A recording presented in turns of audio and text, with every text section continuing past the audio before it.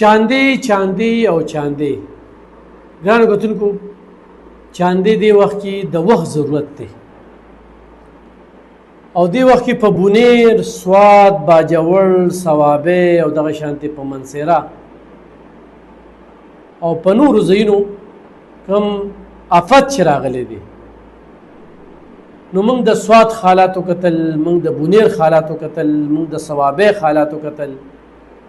موږ د باجوړ حالات نه دي کتلې باجوړ کې دو صورت حال یو د اپریشن نه متاثرین یو د سیلاب نه متاثرین هغه د ولی خان خبره وی یو ټرک اندوانو د پاریو چاکو کافی دی نلته کې نثار باشتا ام لګیا دي خودي وخت کې پاک پوچ چې کم دنو په باجوړ کې دغه متاثرینو سره خپل کومک خو زبردست روان کړی دی او بیا تاسو د پدر چې تیاره امرا پریوتله درې پیلټان پکې شهیدان شو او ټوټل 15 کس پاره کې شهیدان شو اوس غواړو کتونکو زه 400 والی سره خبره ترې کوم دی وخت کې الخدمت فاونډیشن خدایي خدمتګار دغه شانته تاجر تنظیمونه دغه شانته پکلو کې د مختلفو پاټو د ټولو پاټو ځوانان را یو ځای شوي دي او ځای په ځای چې کمدنو خپل کوشش کوي د داسې قسم خلکو سره بالکل کومک کوي بالکل ورسره مرسته وکړي 10 روپۍ دې ولې نه وي ورلی ورکړي رشته د الله سره قایمه کړي تجارت د الله سره وکړي دا مه کوي چې دا د کمې پاټۍ رو دا د کمې پاټۍ رو دا د کمې پاټۍ رو خو دا بعضې انتشاري خلکه چې هغوی نه په خپله څه کولی شي نه بل کار ته پرېږدي چونکې دې وخت کې الخدمت فاونډیشن دا یو برانډ دی په ټول ملک کې کار کوي او خدایي خدمتګار تنظیم چې په بونیر صوابه او سوات او باجوړ کې په کوم انداز کې کار وکړو نو د هغوی نه مې دا زړه خوشحاله چې زه د یو قاري سره ما په بونیر کې انټرویو کوله او په خپل انټرویو کې وایي زما په دې پیج باندې شته چې دغه ټیم کې خدایي خدمتګار نو موږ به دونه مړي نو ترلاسه کړی او بیا دغه ځای کې څوک صدر دی اسن پکې راځي هغوی 15 ګاډي راوستو هغوی ته ټریلې وي او هغه ډالۍ کې به اچولو ټانکونه به چې کم دي نو ټانکې به د تیلو ډکولي نو پاین موقع باندې به هغوی ډېر زیات کار کړی دی د دې خبرو مطلب مې دا دی چې خدایي خدمتګار تحریک چې کم دی دغه ځوانان په دغه کنځلو کې رانشي د دې خلکو دا کار دی پیسې دیوالی ځان لوخي څومره دیوالی ډاکو غل دا دا دا دا دویغه مشروم دغه خبرې کړي دي نو کشران خو به کوي او دوی په دې باندې د خلکو مورال لاندې راغورځي او دوی عادت دي ګینه دې وخت کې دا امداد چې د چا سره کیږي دا تنظیمونه چې کوي څومره پلاهي داري دي نو ټول دغه ځای کې د پی ټی آی والا دي په بونیر کې د پی ټی آی والا دي په صوابه کې په دغه ځای کې د پی ټی آی والا دي په باجوړ کې په دغه ځای کې د پی ټی آی والا دي او په سواد کې ټول د پی ټی آی والا دي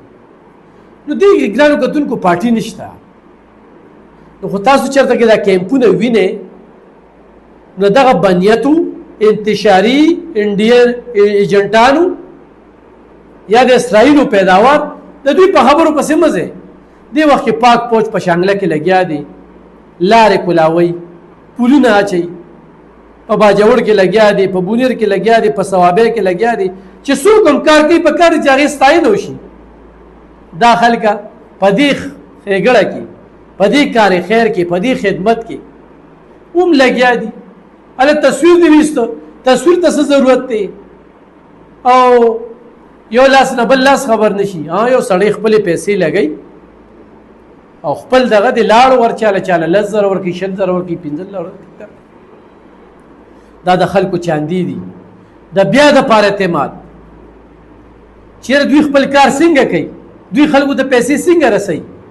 نو په دې اغله باندې ګرانو کتونکو زما په دې ویډیو کې تاسو ته دا فیل دی چې تاسو خپل کومک او مرسته وکړئ دغه متاثرینو سره ځکه چې دا د حکومتونو کار دی دا یو ډېر لوی افت دی او بیا یو داسې حکومت دی چې هغوی وایي موږ سره د پیسو څه کمی نشته دی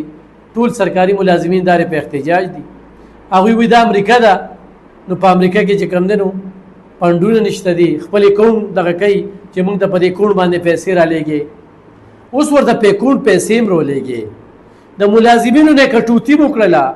په پښتونخوا کې دی وخت کې 16 لکه ملازمین دي او په دې چې کوم حساب کتاب وکړي شي نو 15 لکه خلکو له کورونه جوړېدي شي 15 لکه خلکو له جوړ بشي ناممکن ده اعتبار پې نشته اعتماد هغه هغوی خپل اعتماد بایللی دی او د هغې غټه وجه په دغه پښتونخوا کې دغه لوټمار د ترقۍ د سر عمل په نظر نه ځي او لنډې لپاړې په دې حالاتو کې دفاع کوي الله له به څه جواب ورکړي د الله د قهر نه ویرېږي اجتماعي سوچو کې اوټ چیر چاله ورکړي ستاسو خوښه ده خو په دې کې چې دا څوک کار کوي د هغوی مخه مه رانیسئ نو دې کې هغې خلکو ته زه خراج تحسین پیش کوم په بونیر کې شبیرنامې یو ډېر ښه کار کوي چې خلکو ته ډېر دغه وکړو پلی غفور مولوي صاحب لګیا دي نن یې موږ همدارې صفت کوو د جمعیت کارکنان لګیا دي جماعت اسلامي لګیا دي د خدایي خدمتګار تحریک لګیا دي 400 نه سکندر شرپو چې کوم دی نو دوایانې ورته یوړلې نور د حکومت وفاقي حکومت لخوا چې کوم دی نو هم دغه روان دي خو دا نقصان ډیر زیات شوی دی او د دې خلکو په دغه زخمونو باندې مرهم پټۍ کولو لپاره زموږ د 10 روپۍ چې کوم دی